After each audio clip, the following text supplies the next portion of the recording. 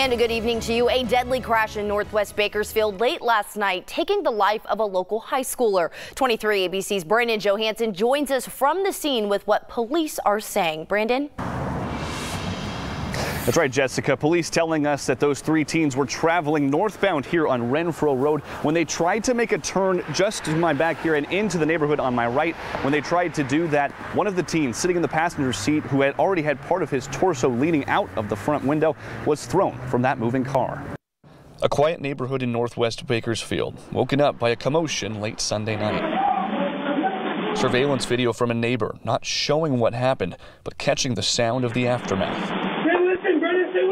Bakersfield police saying three teenagers were driving northbound on Renfro Road at about 11:30 on Sunday night when they made a turn into a neighborhood on Madison Michelle Way. Police say a 16-year-old boy in the passenger seat was hanging partly out of the window when their car took the turn, throwing him from the vehicle. Patient reported to be in cardiac arrest. Emergency crews rushing to the scene, but the boy died from his injuries. The driver of the car was a 17-year-old boy, and another 16-year-old was seated in the back seat. BPD says that both of them had been drinking. It's unknown if the boy who died had been drinking as well.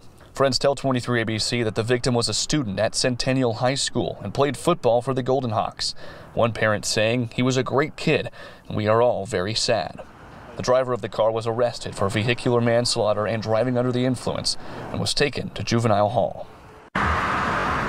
Now, police say that when the group made that turn into this neighborhood, they were heading to the home of the person who was in the back seat. Now, when we were in the neighborhood earlier, another parent of another child had come out and was just to assess the scene and everything like that.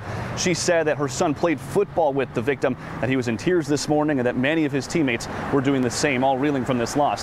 The identity of the victim has not yet been released. For now, in Northwest Bakersfield, Brandon Johansson, 23 ABC News.